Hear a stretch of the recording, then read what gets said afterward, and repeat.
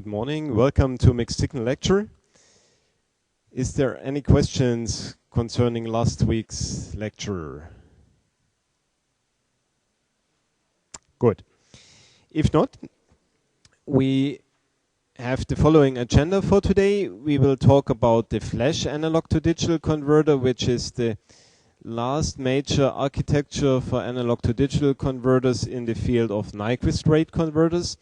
And then we will start our final chapter in this course, which is the oversampling analog to digital converter, which is also known under the keyword sigma delta converters. Well, so far we discussed data converters, which were mainly based on this binary search technique. And we saw that in the successive approximation algorithm, after sampling a signal, it took several cycles depending on the number of bits and also depending on the algorithm. It took n cycles to come to the final result. Then we said in order to do a faster sampling, we can translate this successive approximation algorithm into a pipeline structure.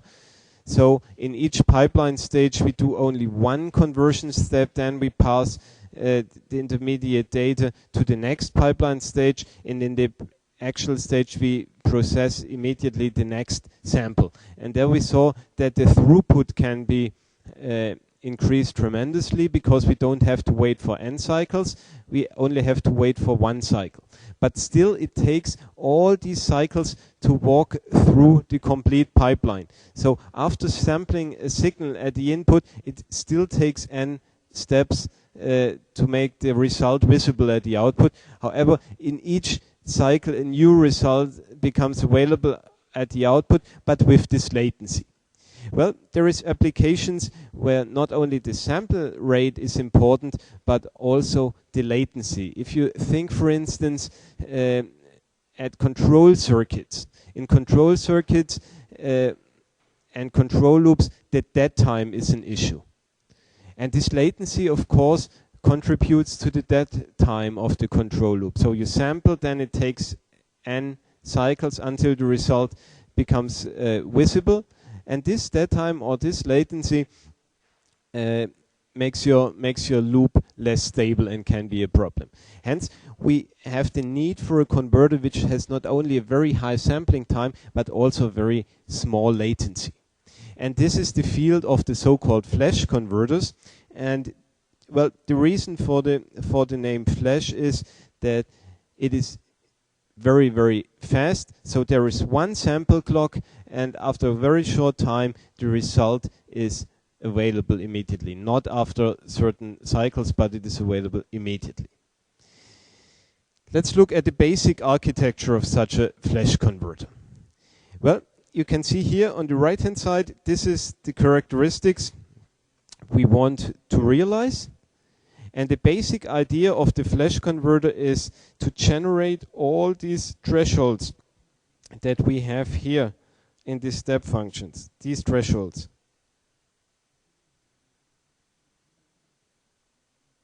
The basic idea is to generate all thresholds in parallel.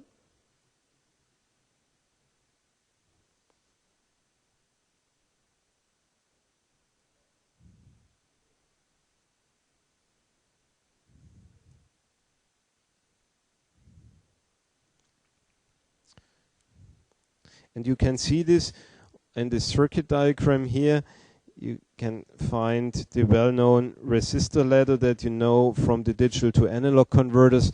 We take a reference voltage and we subdivide this reference voltage with a resistor string in small reference voltages according to the steps here in this AD converter characteristics. So we generate all the switching thresholds in parallel, and the next step is that we compare the input signal to all these switching thresholds in parallel. So we compare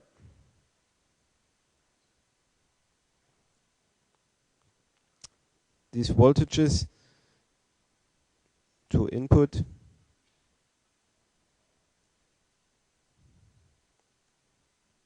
And the important thing is we do all this in parallel. Well, and by the two words generate all thresholds and doing this in parallel, you can immediately see the disadvantage of such a converter. Well, it is a tremendous effort to do this for a high number of bits. So we can say this will be probably very fast because we don't do this iteratively, we do it simultaneously.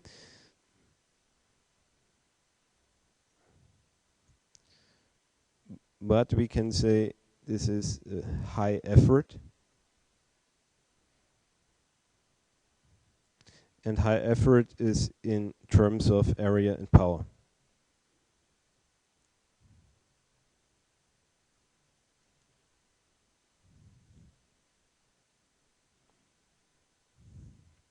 Well, let's look at the circuit diagram in detail. We can see that the input signal is fed to a complete bank of comparators. And these comparators have one input connected to the input signal and the other input connected to the reference generated from the resistor string. So we have here comparators.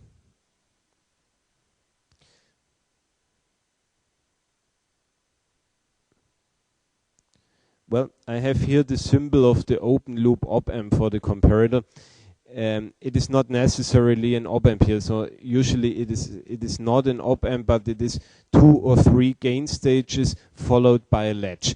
I will put you a set of slides concerning comparators on the website. Unfortunately, we do not have time in this course to discuss the comparators, but this slide set is complete, so you can go through it and understand the basics of the comparators. So far, what is important for this course is we have 2 or 3 gain stages. Each of them has a relatively small gain of, let's say, 10. But there are several stages cascaded in order to achieve a high gain. But the gain of each stage is relatively small in order to make each stage very fast. And then the final stage is a regenerative stage, which is a latch, which brings the signal safely to a logic 1 or to a logic 0 and locks it there. So for these comparators, this means that we have also a clock input to these comparators. So there is a clock signal going to all these comparators. So the comparators have 2 tasks. They decide whether the input signal is smaller or larger than the reference level in a certain stage, and they sample also the input signal. So the input signal is sampled directly in the comparators. Of course, you can have additional sample and hold stage, but usually this is done directly inside the comparators. Well, you can imagine that we have at this node here, at this input node, also a very high input capacitance. So here we have a very large cap. So we can say we have a large input cap.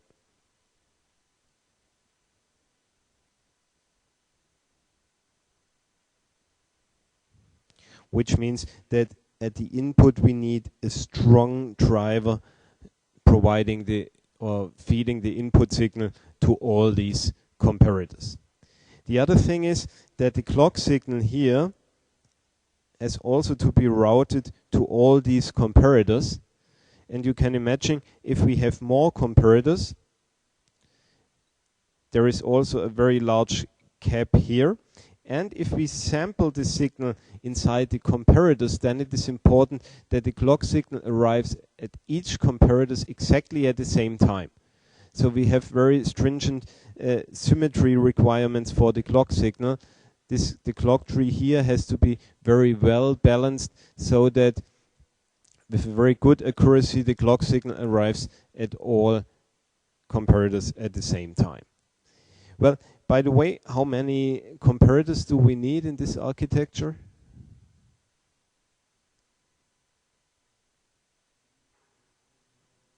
You say n, okay?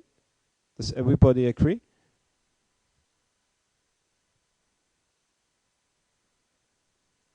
If you look at this ladder here, then you can see that we have 8 levels, and 8 levels corresponds to 3 bits. So the problem here is that we have 2 to the power of n comparators.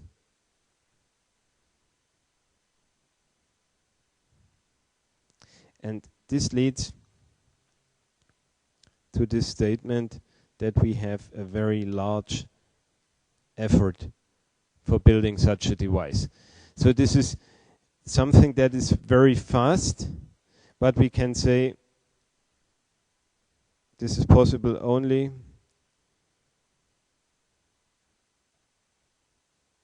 feasible for a small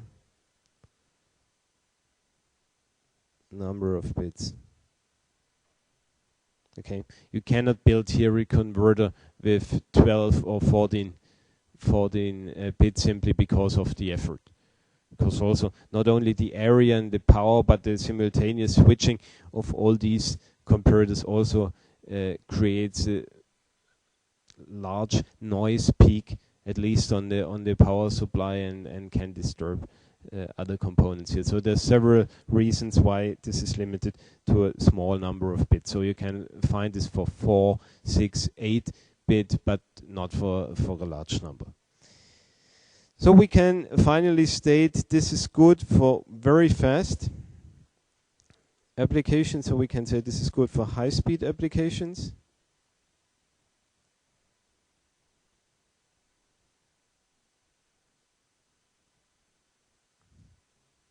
With a moderate resolution.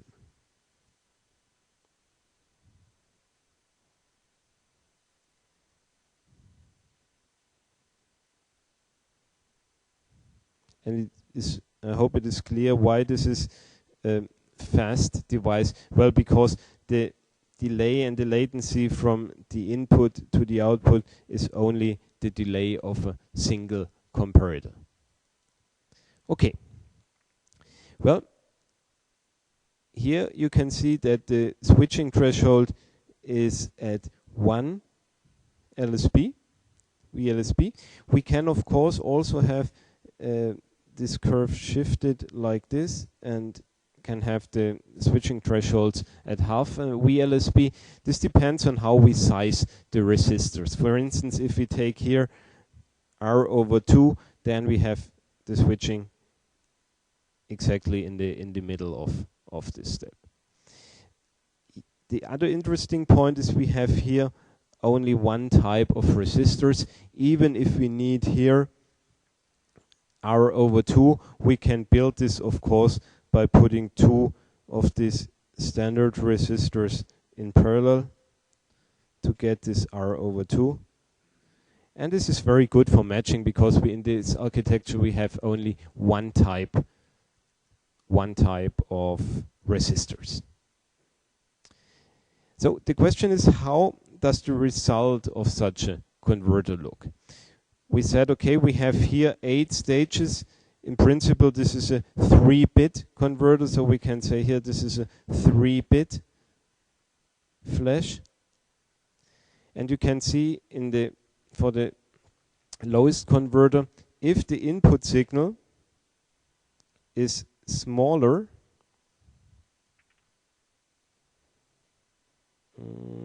let me check.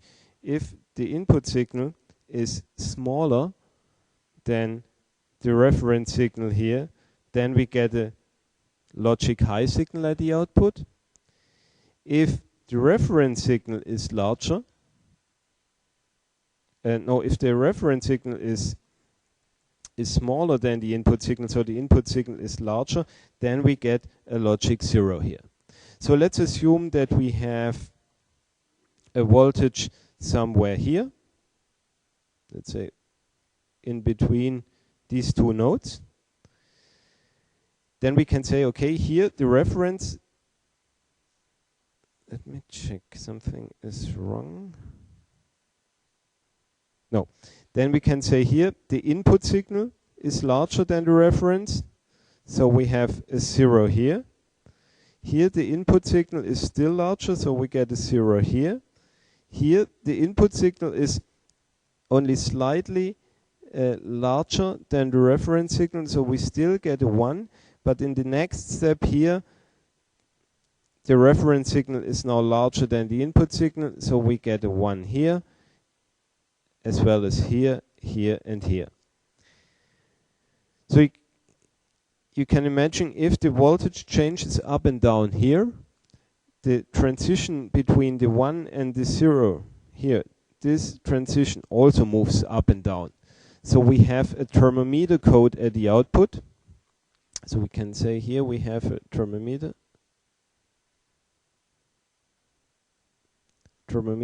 coded output.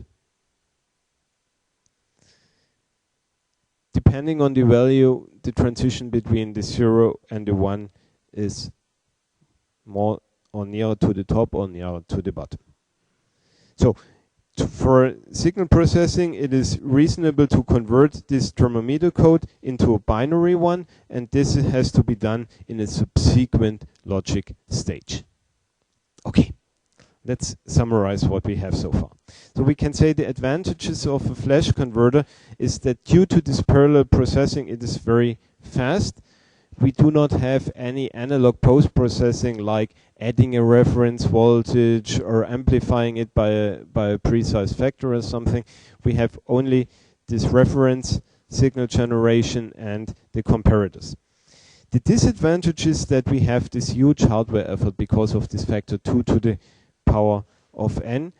I mentioned that we have the large input capacitance, that we have the requirements for routing the clock, and all this makes the design of the flash converter a hard task, although the basic principle is very easy. So the basic principle is 2 to the power of n references, 2 to the power of n comparators, do everything in parallel.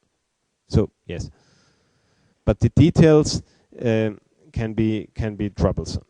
Okay. For the post-processing, it can be advantages to convert this thermometer code that we have here. So at this point we have a thermometer code.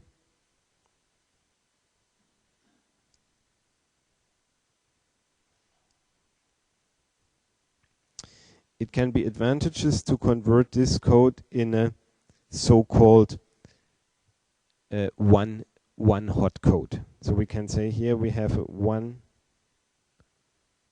hot coded signal. And what is this? Let's take the same example as before. We can say we have a 0 here, a 0 here, a 0 here, and the rest is ones.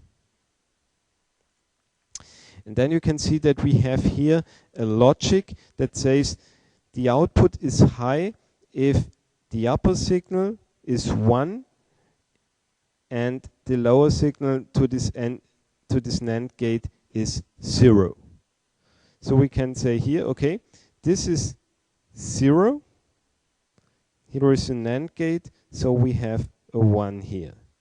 The same holds here. Here we have a 0. This makes this a 1. Here we can say, okay, the 0 is translated in a 1 here. We have a 1 here. So at this point we get a 0. The next stage here we have this 1. This makes us here a 0. Here we have a 1. And in this NAND gate this results in a 1 here. And the same holds for all gates above. So you can see here only at the position where the transition occurs we have a 0. And this is a so-called transition detector.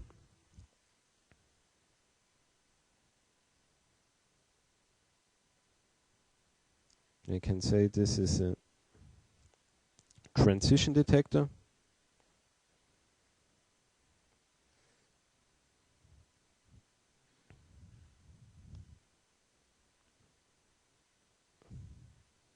Which makes the conversion of the thermocode to binary easier.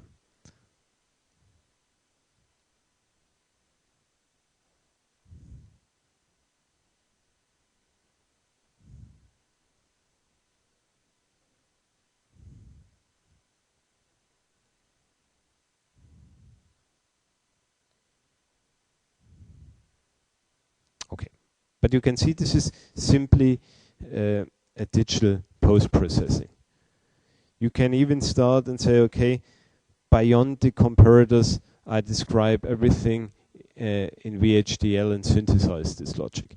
However, the nearer you are to the comparators, the more it makes sense to build the first stages directly in the circuit to reduce the data and to make the circuitry fit to the comparator. So here it really makes sense to put this transition detector near to the comparator. So it depends on you how to partition it and from which point on to synthesize and which parts to build by hand.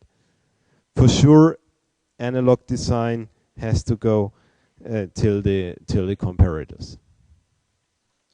Okay, well, if everything is ideal, that's it with the flash converter. However, in reality, we always have effects like noise. We have in a real comparator an effect called metastability, which means that it takes a very long time for the comparator to take its decision. This occurs if the reference signal and the input voltage are nearly equal. They are not exactly equal, but the difference is very small. And if this is the case, it takes a long time for the comparator to take its decision. And if it is taking this long time, we say that the comparator is in a metastable state. Because when we evaluate the result, it may happen that the comparator did not take its decision, so we have here an undefined or wrong state here. Then there can be crosstalk. We have seen that there is a very strong clock signal and there is switching activity in the comparators. This means that the switching of one comparator can disturb another guy. And this leads to a crosstalk effect that can cause failures. Or there can be also variations, local variations in manufacturing. So we may have a mismatch among different comparators. And this may lead to an effect called bubbles. And bubbles means that in an ideal case,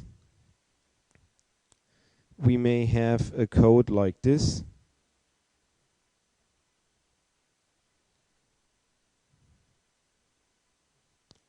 And at this point, the transition occurs. Due to these effects, it may also happen that we have here already a single 1 inside the area where there should be actually zeros. So, and these bubbles occur mainly near to the transition. The question here is, for our decoder, which transition to take. Is this the result? Should we evaluate this 0-1 transition at this point? Or is the transition actually here? So if we have this transition detector, it detects actually 2 transitions. And the post-processing logic is totally confused because it says, well, this is the transition and this is the transition, and then it produces a wrong result. So we have the need for a circuitry that filters out these bubbles.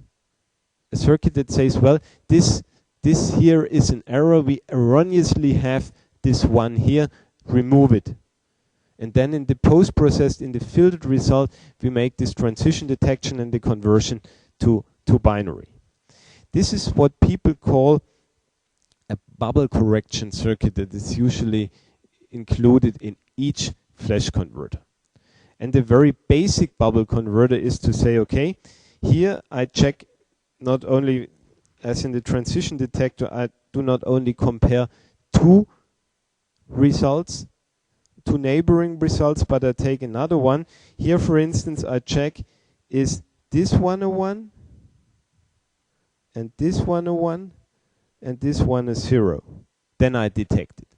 This would mean here, for this position, I have a 0. Here I have a 1, but here there is no 1. So this one does not indicate a transition. This one, however, here I have a 0, here I have a 1, here I have another 1. So due to this additional path upwards, because I do not compare only 2 signals, but 3, I can say, okay, the transition is actually here and not here. So we can say a simple bubble correction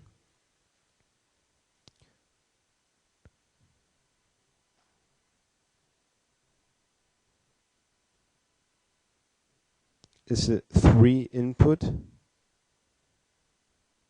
NAND gate.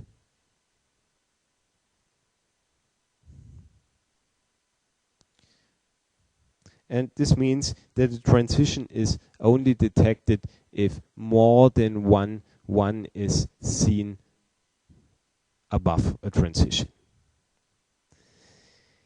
Well, for sure, more complex schemes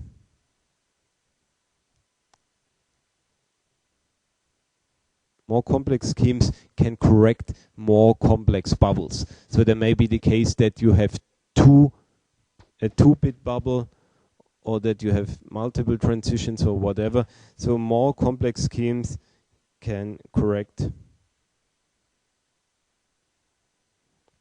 how to say,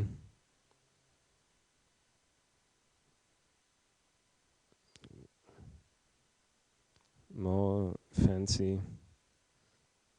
Okay, let's call it more. Okay.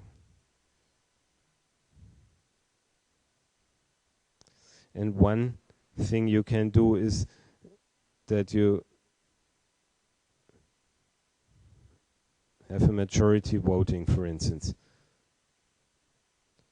For instance, that you look at 5 bits and say, okay, if the majority of these 5 bits is a 1, then I decide this is a 1. If the majority is a 0, then I decide it's a 0. However, the problem is, of course, the better your bubble correction is, the more complex the logic is. Here you have only one NAND gate, which is a minor overhead. If you have, for instance, 20 gates per step in order to correct complex bubbles, then as you have this 2 to the power of n times, then of course the effort grows for this. Okay. But be aware, always if you have such a flash structure,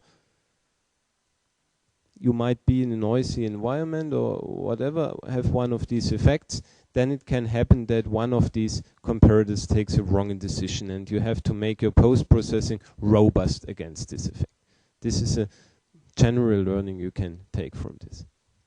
Okay.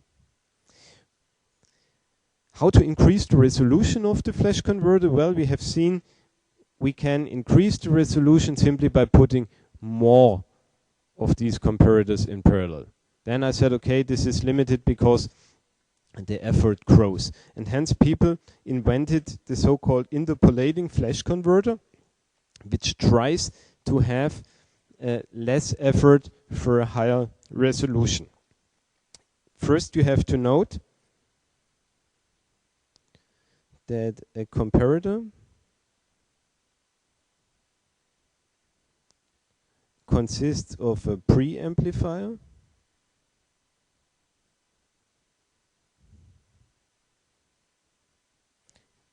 and a latch. And the idea here is to get rid of these preamplifiers in each stage. Here you can see that it is already separated in a preamplifier and a latch. We can say this is, let me make right latch in a different color. we have these blue preamplifiers.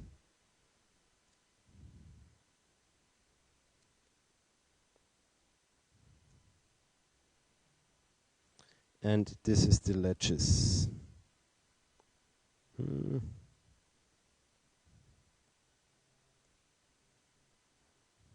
I don't have a magenta marker, sorry. And so this is the latches.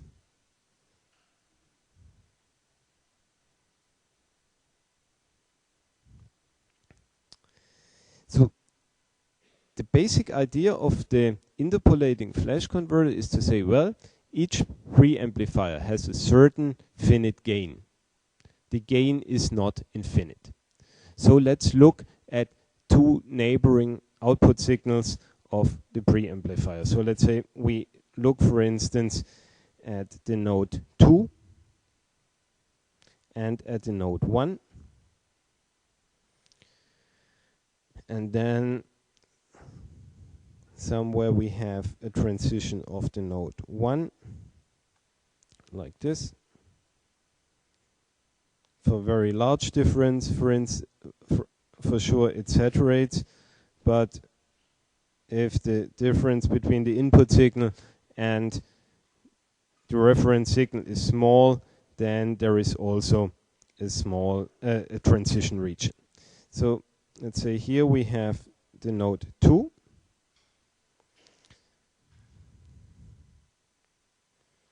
And we could say, okay, the node 2 goes like this. And then we have this transition here. And in a traditional flash converter, we check for the mid-level. What the latch checks is this point. And depending on whether we are above or below this point, we give a high or a zero output signal. So the idea now of the interpolating flash converter is to say, well, let's look at this transition region in detail. There is a region where both the blue signal and the magenta signal are falling. The mid-level crossing is at a different point, but this one is still falling where this one starts falling. So higher resolution would mean that we have here a signal in between these two signals. This would mean higher resolution. Then we could check for this mid-level crossing point. So of course we can generate this signal by adding an additional comparator and making final steps in the resistor string. What we can also say is, well, we can generate this green signal as a linear combination of the blue signal and the magenta signal. So we average them. We generate a signal which is positioned right in between these two base signals. And the way of doing so is to say, well, we put two resistors in between these two nodes, and according to the voltage divider formula, the green signal is generated right in between. For sure, while one signal is constant, we have different slope here, but as soon as we are in a region where both signals fall, we are always in between these two. So the distance here and the distance here is the same. So we have an interpolated signal in between the two base signals. So this is an interpolated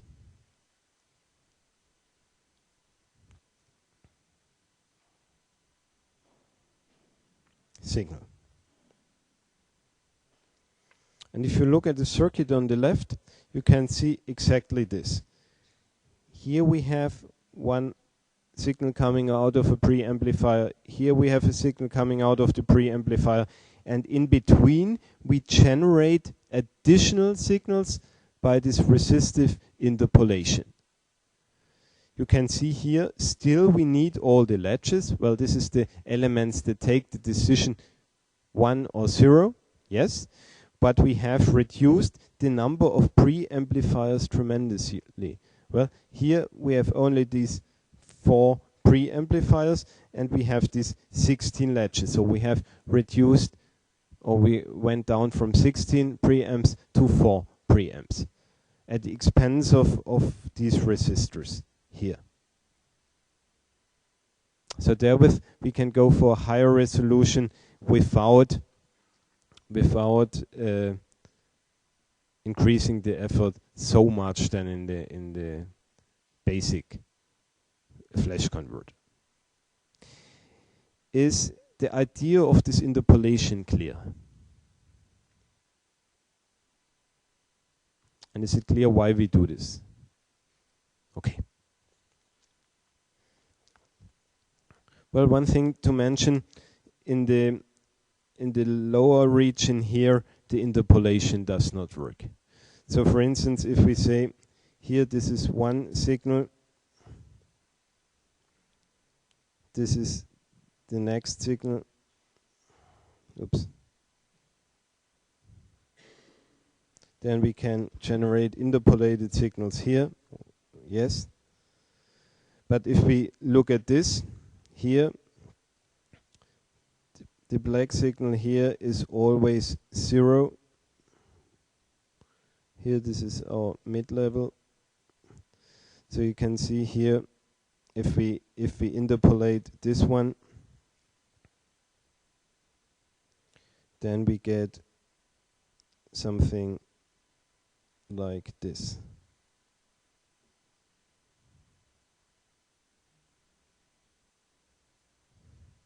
So here in the lower region it does not work properly because only one signal is falling and the other one is constant.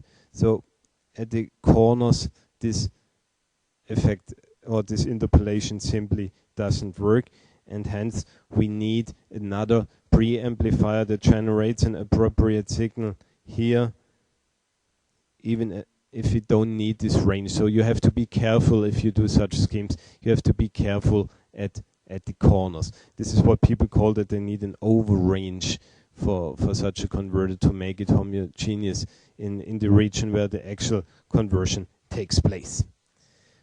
Okay. One last effect I want to mention for the flash converter. This is something that you have to consider if you do a practical design. So, by the way, what I found in the evaluation that people would like to have more practical aspects. This, for instance, is a practical aspect that you have to consider. So, the principle is clear now for the flash converter. If we look at the comparators, then we can see here at the input nodes, so at the inverting inputs of these comparators, we have the input signal driven by a very strong driver. So the impedance seen along this path is small. On the other hand, if we look at the reference inputs, then we see the reference ladder. Depending on where we are in the reference ladder, we see all the resistors in the reference ladder. So the impedance here can be quite high. A disadvantageous effect of comparators is that while the comparators take their decision, they inject a noise signal back to the input.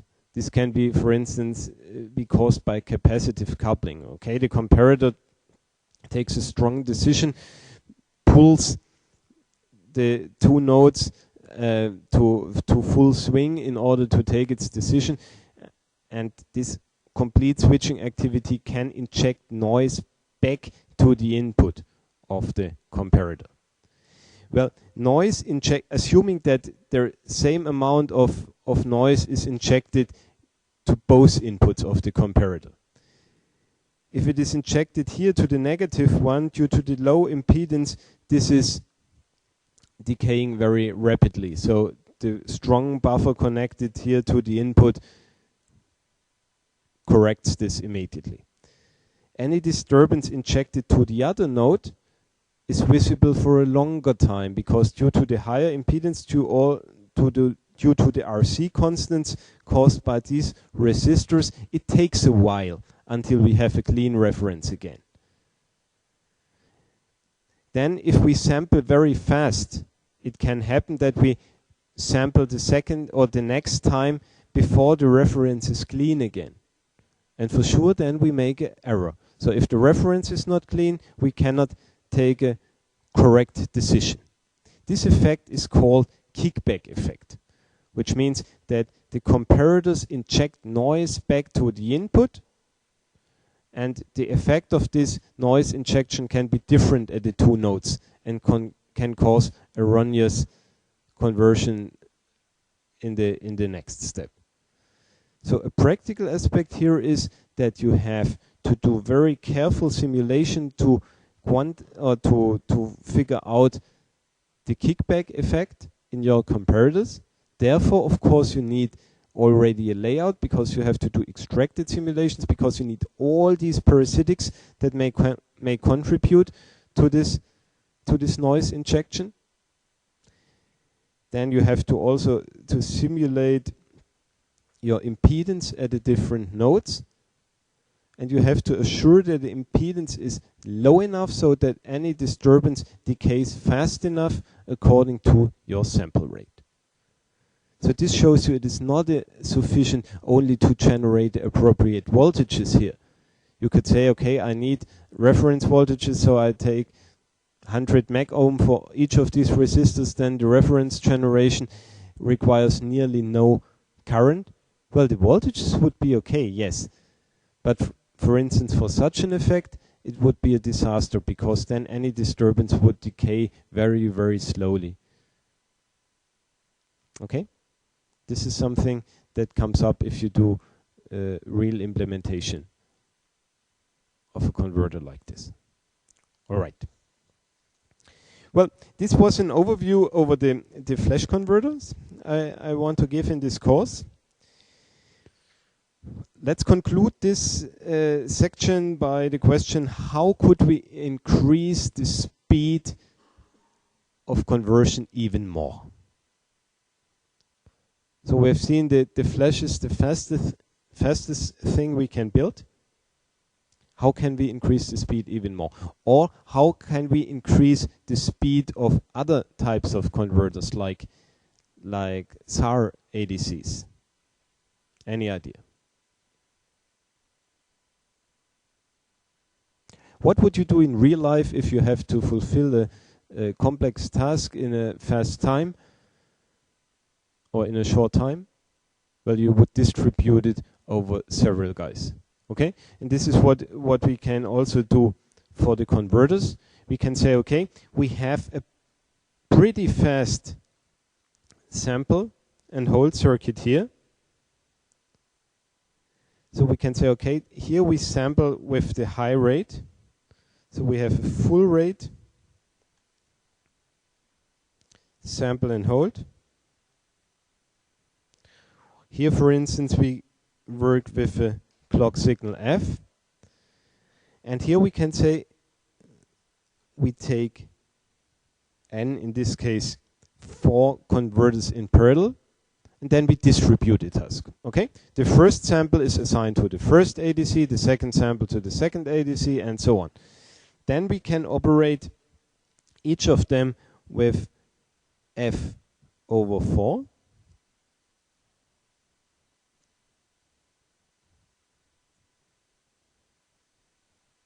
But in different phases. So we distribute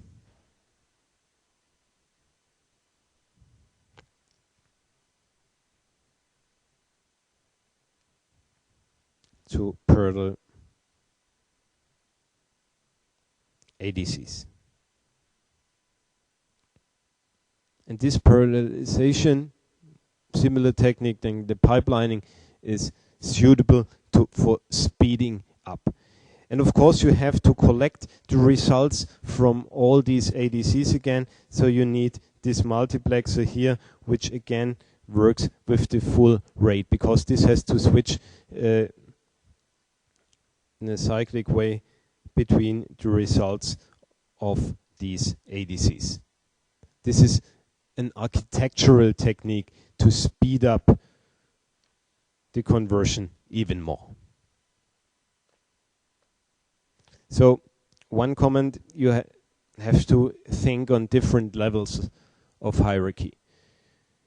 If you have your specification and the task what you have to do, you should not only work on the circuit details and try to make a comparator a little bit faster or to tweak something within the circuit. You should also go one step back and think, well, is it reasonable to speed up the circuit and make it within the circuit, or is it specification that tough that it may be more reasonable to take an architectural measure, for instance by taking 2 or 4 ADCs in parallel. So don't work in a too fine granular way, try to keep the full picture in mind and then take the decision which is suited best for the system. Okay. Last big chapter, which is oversampling converters or sigma delta converters. Ever heard about this one? Okay. Let's start by revisiting the quantization noise once again. And at the beginning of this course, sorry, we took a sawtooth signal in order to analyze the quantization noise. Now I want to analyze the quantization noise by the probability of the noise, and you will see that it's exactly the same results that we find here.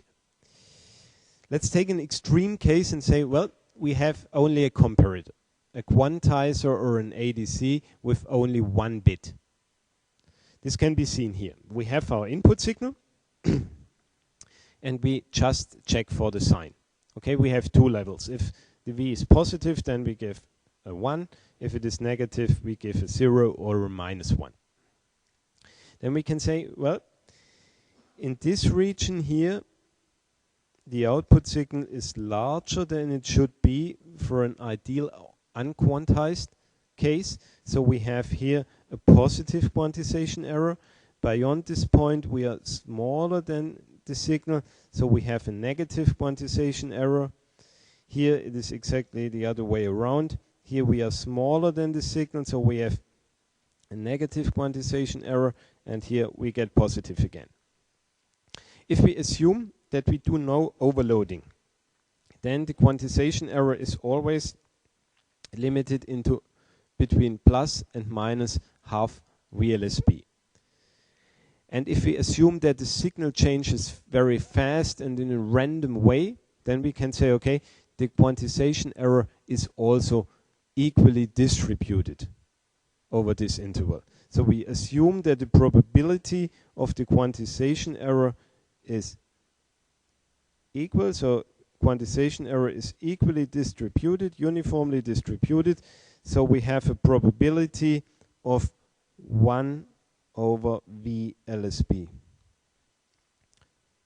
to find a certain quantization error. Okay.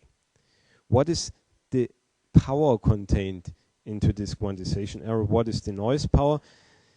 Therefore, we have to compute the V error, the quantization error square average. And this can be computed by saying, okay, the noise power is V error square times the probability that a certain error occurs, so times P of V error. And we have to integrate this over all values, V error, within the interval of minus 1 over 2 VLSB and plus 1 over 2 VLSB. So we have seen the P is constant, so it is very trivial to do this. The V is only 1 over VLSB, so we have 1 over V LSB. Then we have 1 over 3 to integrate the V error square, which is V error to the power of 3. And the boundaries are minus 1 over 2 and plus 1 over 2 VLSB. And at the end, this leads to the well-known result of 1 over 12 VLSB square. Well, the signal power is also something we already know. The PS and signal power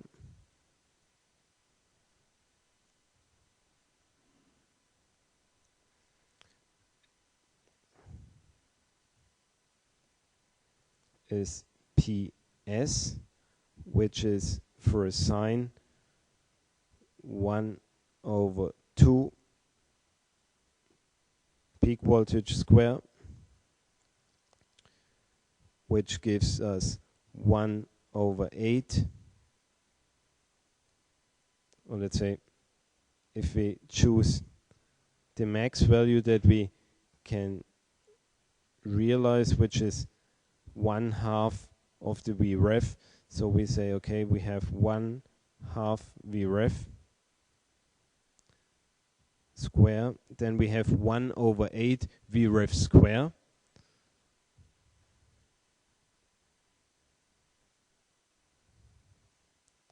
And if we replace the Vref by VLSB, then we can say finally this is 1 over 8. Let me put it in the next line. We can say this is 1 over 8 times 2 to the power of 2n times VLSB square. The next step, we can say, okay, what is the signal to noise ratio? Now we have the noise power here. We have the signal power, so we can simply compute the ratio of this. So we can say the signal to noise ratio is 10 times the log of the P signal to the P error, which was here the V error square average. And if we insert this, then this is 10 log of 12 times 2 to the power of 2n VLSB square over 8 VLSB square. Okay, then you can say, okay, lots of equations wise, what is this good for? Well, it is good for the next line. Therefore, we cancel out the VLSB and we compute the equation. And this gives us, and this is a formula you should remember very good, this is a signal to noise ratio, which is 6.02 dB plus 1.76 dB. Should be familiar. This is the signal to noise ratio of a quantizer. Again, I forgot this n, sorry. Of a quantizer of n bit. So here we can see we gain 6 dB as in R per bit in the quantizer. So here we have seen we have only 1 bit in the quantizer, so our signal to noise ratio is approximately 7, so it is poor. Okay, this is really poor signal to noise ratio. We can only we can only determine the sign here. Then we said, okay, this is the chapter of oversampling. So question is, can we improve this perhaps by sampling faster, by determining the noise or the sign signal faster? Before we do this, please again remember our linear model that we can introduce for a quantizer. On the left you can see a real quantizer, and here the quantization error is exactly given by the input signal.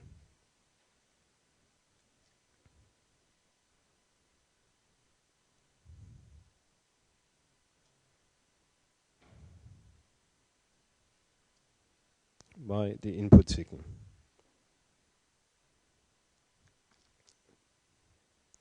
This means it is deterministic,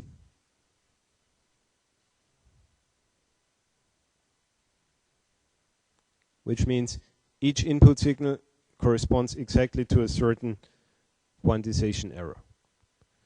And unfortunately, it is something that is non-linear. And you know, we have a huge toolbox, math toolbox, to analyze linear systems, but in the context of non-linearity, we cannot use most of these techniques, for instance, to check for stability and so on. Hence, people said, okay, let's do an approximation and replace this quantizer by the adder. You already know. We said, okay, we take the signal and simply add a quantization error to it.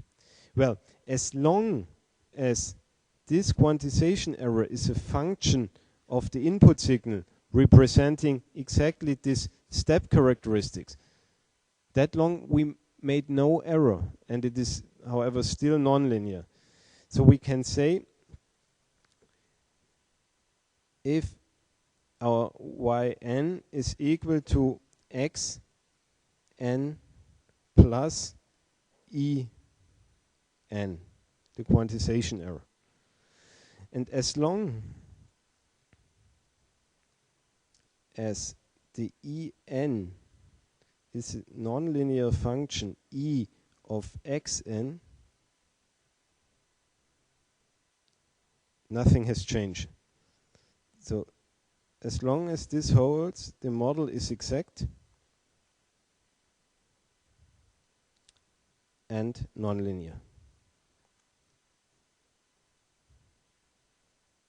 However, if we start and say, if the En is assumed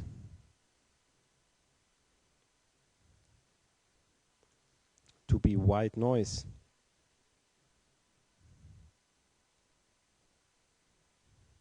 then the system is linear.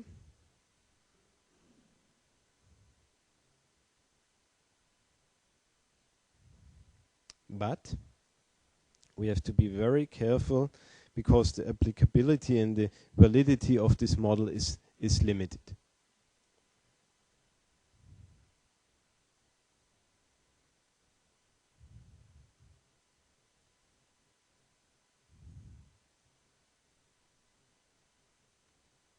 One example, if you have an input signal that is random and is changing quickly, then for sure you can say, well, the quantization error is also changing in a more or less chaotic way, and so we can assume this is noise which is decorrelated from the input signal. If in the extreme case the input signal is constant, then you get always the same quantization error. And if you then assume that the input signal is a white noise signal which changes, then obviously this is completely wrong. Okay? And in between these two extreme cases, there is a transition. So it is very, very good for analysis and for understanding of this, but it has limits, especially if the signal degenerates to a pure sine or to a constant signal. There you have to be very careful. Okay. We looked at the quantization noise from a probability perspective this time, and now we can say, okay, let's look at the quantization noise in the frequency domain. And we said we assume, by taking this model, we assume that it is white noise. And white noise means that the frequency content is equal for all frequencies. So what we can see here is the so-called power spectral density,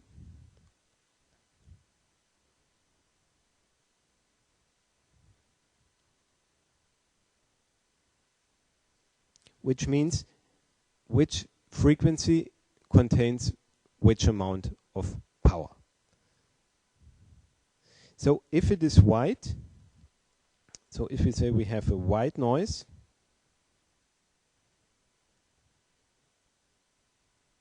which was part of our model, then this means that the power is equally spread over all frequency.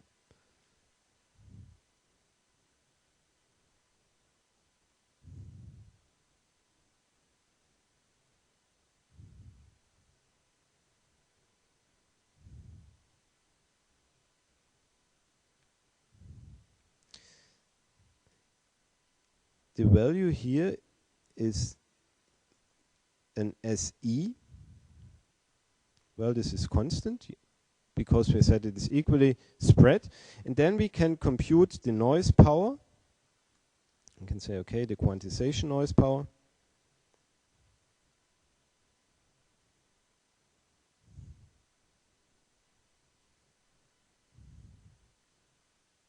And this quantization noise power can be computed by the integral over this power spectral density. So we integrate from minus half the sampling frequency to plus half the sampling frequency. In between these two limits, the noise power is equally distributed. After these limits, we see the replica due to the sampling. So we can say the power is in between these limits. And we have to integrate the SE over F, but it was constant, dF. So this is simply SE times Fs. But we already know the result from the previous slides. So we already know that the noise power is, where is it? Here is VLSB square over 12. So we can put it here and say, okay, this has to be VLSB square over 12. 1 over 12 VLSB square. Well, and then we can solve for the power spectral density, and we can say the SE is equal to VLSB square over 12 times 1 over the sampling frequency. Why do we compute this? We compute this in order to see we depend on 1 over the sampling frequency. Remember, we had this formula. We have the signal to noise ratio is 6 times the number of bits. And we wanted to increase this even with a small number of bits, in the extreme case 1. And we can say, okay, the noise power is distributed in between these two limits. How can we improve this? And therefore we can say, well, if we increase the sampling frequency, then the limits are moved further away. The total amount of noise remains constant. So this means if we move out here to higher frequencies and here, then the value of the power spectral density comes down. Result, increasing the sampling frequency decreases the power spectral density. Or we can say the quantization noise is distributed over a wider range of frequencies. Now assume you have a certain application and your application requires a certain bandwidth. Then by increasing the sampling frequency, the application requirements do not change. The application still says you need a certain bandwidth. So if you move the sampling frequency and if you reduce the amount, or if you reduce the power spectral density, then the amount of quantization noise power that falls into your band of interest is reduced. Okay? We can state here, oversampling means, let me find, no, let me draw it here. If, let's say, we are interested in a certain band of interest. Okay? We are only interested in frequencies in between these 2 points. Then if we reduce the power spectral density, then the power within this band is reduced. So the quantization error in this band is reduced. However, this requires that we get rid of all the other quantization noise in or outside the band. So what we can say is, in general, we use the term oversampling.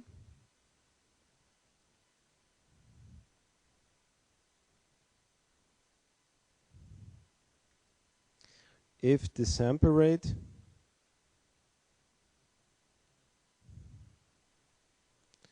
is higher than required, and higher than required means higher than the Nyquist rate,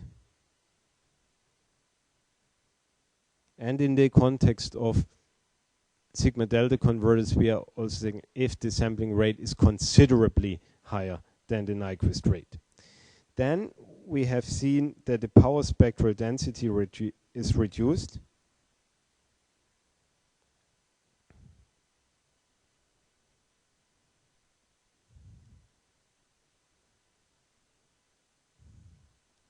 Decreases. Which means that the power is distributed over a wider band.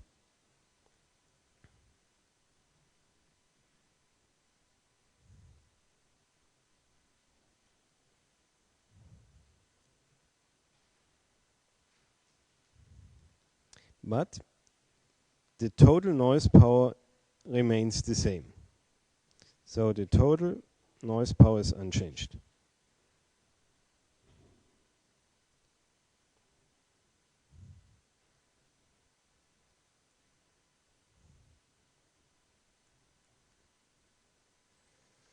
How can we quantify the oversampling ratio? Well, therefore, we define a figure called oversampling factor or oversampling ratio. And this one is simply the sampling frequency over 2 times the bandwidth. So we can say this here is the Nyquist frequency.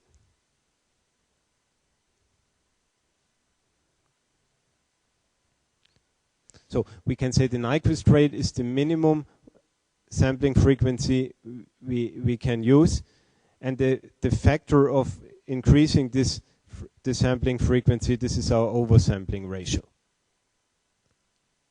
So the question is now, what happens if our signal bandwidth is considerably smaller than the sample rate? Then we come again to this picture and say, okay, if my noise is distributed between these limits, here and here, and if I'm only interested in this frequency band, then I can filter out the rest. If I take a low-pass filter that filters out here only this band, then I get rid of all the quantization noise in this region and in this region. So at the end, by doing this filtering, I reduce my quantization noise. And reducing quantization noise means to improve the signal-to-noise ratio and to increase the resolution of this device. And this is what we indeed do here. We use a coarse quantizer with a high sample rate, and then we filter the result to limit the output signal to the band of interest. And here you can see we have introduced this low pass filter here you know the quantization noise is spread in between these limits, and the low pass takes out only the band of interest. So we can say here that the noise power V error square average is now, of course, given by the noise, by the total quantization noise that we have here. But now divided by the oversampling ratio. So we have here the quantization noise power in band of interest.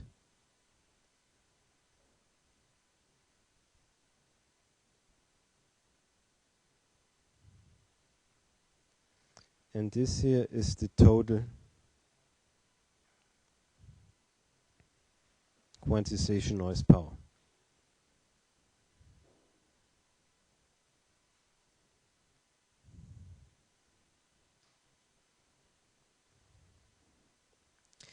Then you can go 5 slides back. You can take the signal power, you can take the quantization noise power, and now you can introduce this factor 1 over oversampling ratio, and then you end up with a new signal to noise ratio. This is again a very important formula to remember. And this one is 6.02 times dB times n plus 1.76 dB. This is what we had. But now plus 10 times log of the oversampling ratio. You can see that we increase the signal to noise ratio by this effect. If we use a higher sampling frequency than required, and if we use a low pass filter to limit the signal to the band of interest, then our signal to noise ratio is indeed improved. Well, if you want to understand this in a practical way, you can say, okay, I convert each result more often than required, and then I average the result. So if I do it more often, then the quantization error is somehow averaged and therewith effectively reduced. Let's make a small numeric example. Let's assume that we want to build a 10-bit ADC. So 10-bit means that we need approximately 60 dB SNR. 6 times 10-bit, 60 dB. And if we compare this with this formula and say, okay, if we only take a 1-bit quantizer, so only the sign detector, then we get 6 dB here. Let's forget about that one. And then we have here a factor that has to provide the remainder, which is, let's say, more than 50 dB, which is missing. Then we can say, okay, which oversampling ratio do we need to get out 50 dB?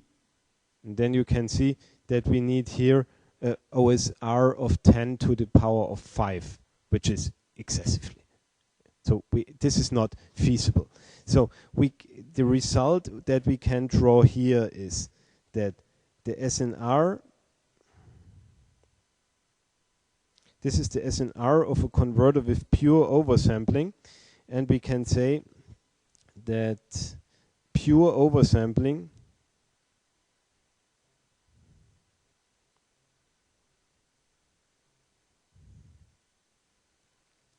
is not sufficient. For what? To get a large SNR, let's say with n equal to 1. Okay? So if you do only oversampling, then you cannot live with only a 1-bit quantizer because the required oversampling rate would be too large. And hence people came up with the idea to say, well, here we distribute the noise over a large range and filter out only the band of interest. How about introducing a new concept called noise shaping that takes the noise power in the band of interest and pushes it out to the band that will be filtered out later on. So not only damp the power spectral density equally by increasing the sampling frequency, but additionally by moving the noise power out of the band of interest. And this is what people call noise shaping. And noise shaping is a term that is strongly related to a so-called sigma delta conversion, because this is the architecture that enables this noise shaping. So the system is seen here. We have our input signal. Then we start, as usually, with an anti-aliasing filter. Here we have a sample and hold. And this sample and hold does this oversampling.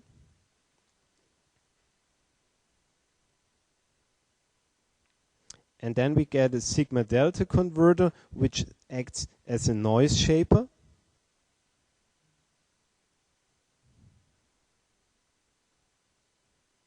And then we have some digital post-processing to convert the result to a reasonable data rate and to binary. We will talk about this next week. Let's start here our investigation only till the sigma delta converter. And what is the concept of sigma delta conversion?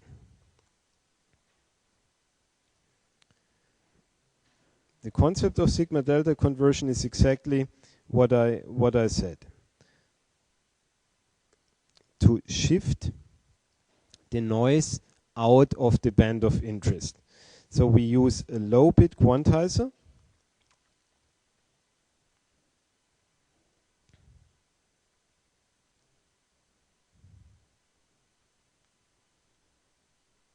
And the low bit quantizer means that we have lots of quantization noise.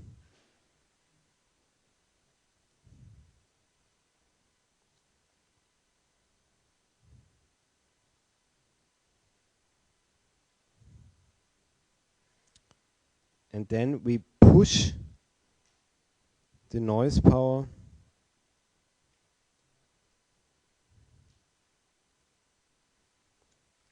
out of band of interest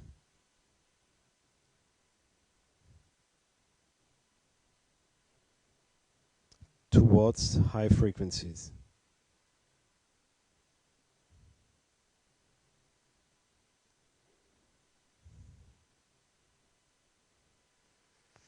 The result is that the SNR improvement, we will see this soon, is much better than for pure oversampling.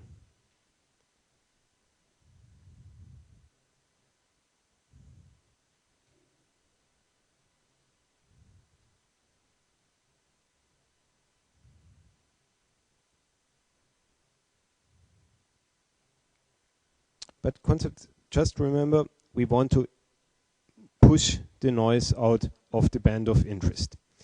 The basic architecture of a sigma delta modulator to do this is to say, well, we take the result of one quantization step and combine it with the input signal in a tricky way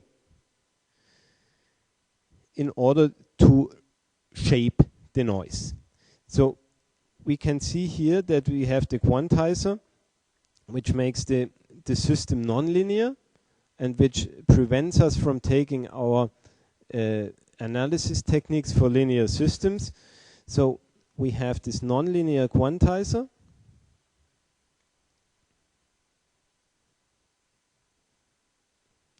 And we will linearize it now.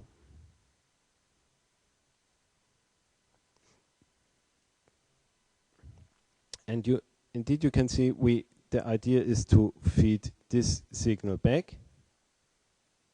combine it with the input signal and apply a sort of filtering. We will see immediately what kind of filtering is appropriate. Let's start step by step, and the first step is to linearize the quantizer. Here you can see that we introduced our linear model of the quantizer, which means that we add to the output signal of the filter, we add a white quantization noise. And then you can see we have now two inputs to the system. We have the data input U here, and we have the noise input here. Now we have a totally linear system, so it's possible to use linear system theory, which means that something like transfer functions exist. So we can say, what is the transfer characteristics from the input to the output? This is the so-called signal transfer function.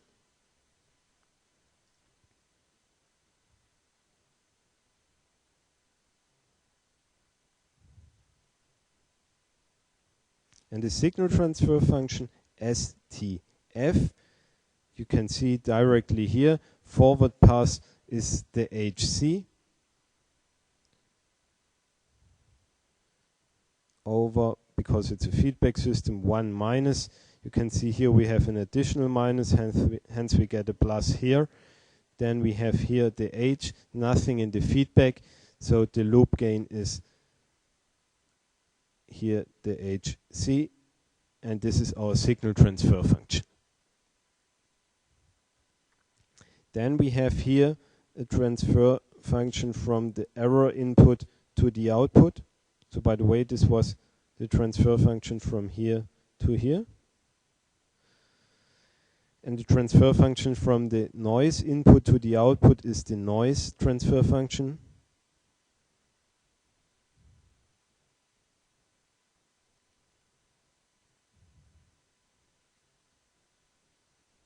And this noise transfer function has nothing on the forward pass, so we have 1 over, and then we have the same loop gain, so we get here 1 plus HC. So this describes in an abstract way what the system does, and the output signal, of course, is Y equal to signal transfer function times input plus noise transfer function times the noise input. Here, superposition between the two input signals, as you know it from linear system theory. The question is, for sure, what is an appropriate H?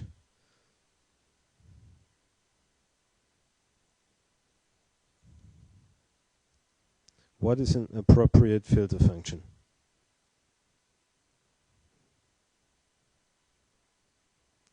This is the question.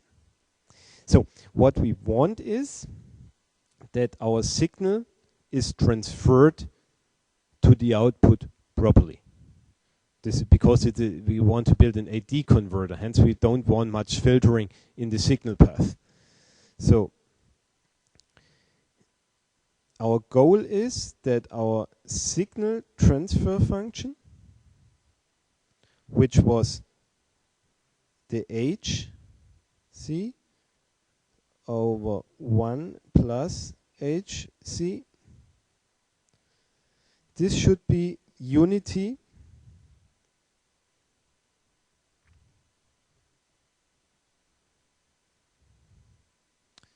in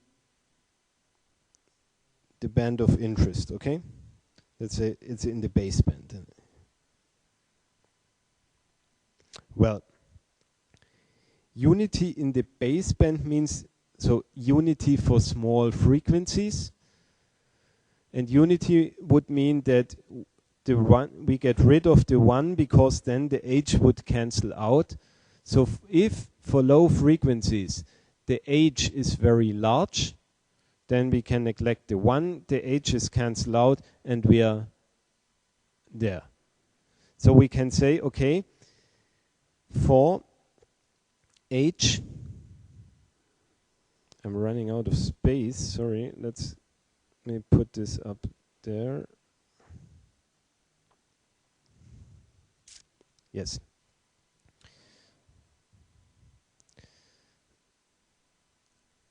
So we can say this means that H for small frequencies goes to infinity. Then we would have an ideal signal transfer function which says signal is directly transferred to the output. What about the noise transfer function? For the noise transfer function, we had on the previous slide 1 over 1 plus HC. And our goal was to push the noise power out of the band of interest. So our goal is that the noise is filtered out for low frequencies, so that the noise transfer function is has a zero gain in baseband. And you can see that this is also fulfilled if we have a H for low frequencies which becomes very large, then also not only the signal transfer function becomes unity, but also the noise transfer function becomes zero. So this is our goal, to have something, a filter that has a very large gain for low frequencies. And if you think about basic filter circuits or basic signal processing blocks that you know, then the simplest one is of course an integrator, because an integrator has a very large gain at DC and then the gain falls with increasing frequency.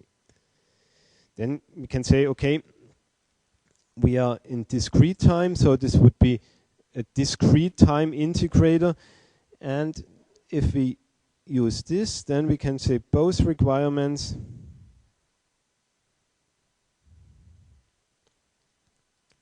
fulfilled by an integrator.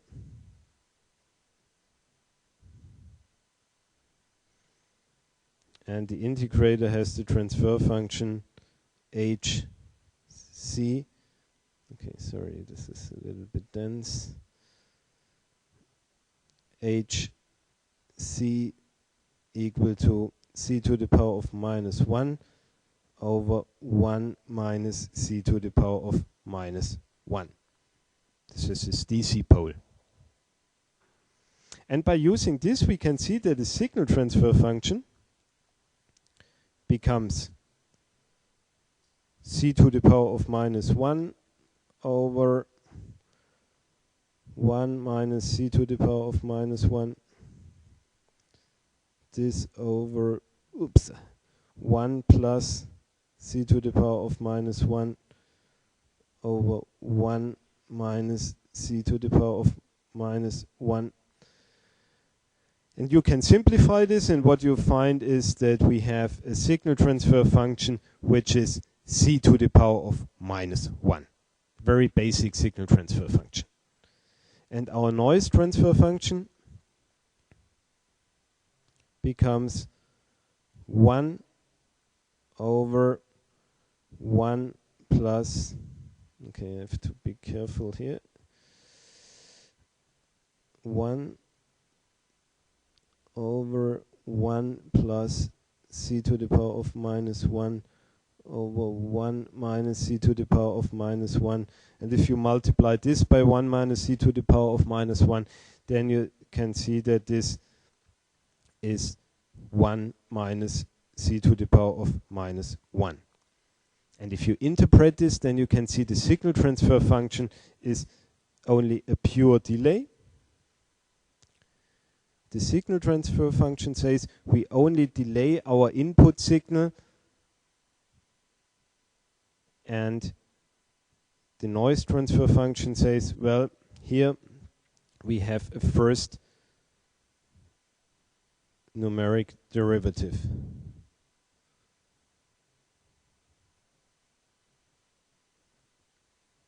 This is the change from between two samples. So we take one sample and the previous sample and take the difference. This is what the noise transfer function says. Okay.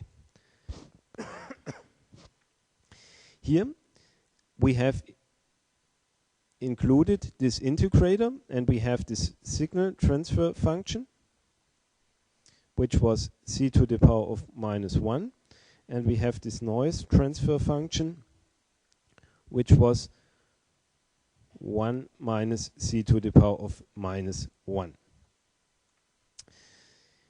If you simulate this, either in your head or by using a simulation tool, and go through this, then you will find here that there is either a logic 0 or a -1 and a +1. So the output signal looks like this, okay? For instance, this is one example.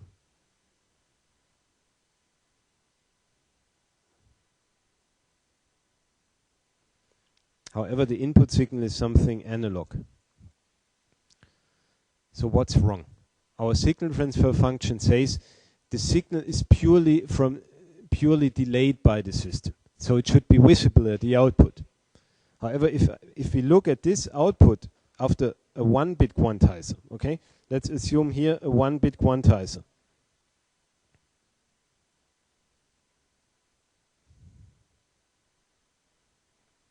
Then, honestly, it is not visible at the output. So what's wrong? Any idea? Our theory says input signal is only delayed.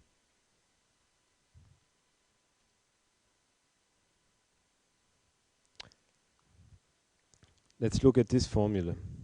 This formula says the output signal is the signal transfer function times the input signal plus the noise. So what we see here at the output is the delayed input signal plus a huge amount of quantization noise. That's why we don't see the input signal at the output. And what is missing so far is that we filter out the noise. And this is what we will discuss next week. We have to filter out the noise in order to reconstruct our input signal at this output. So far, you should remember these two equations. You should understand till next week how we came to these equations, what the idea was. Remember, the idea was to get rid of this of the quantization noise within the band of interest.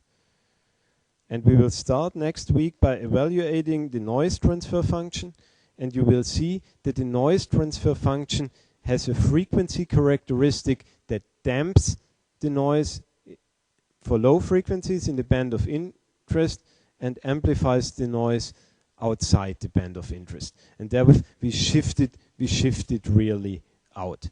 And if we then add an additional filter that limits everything to the band of interest and eliminates the noise, then you will see that we get a result with a very high resolution, although we use only a quantizer here that has 1 bit. Okay, that's it for today. Let's continue with that one next week. Thanks a lot.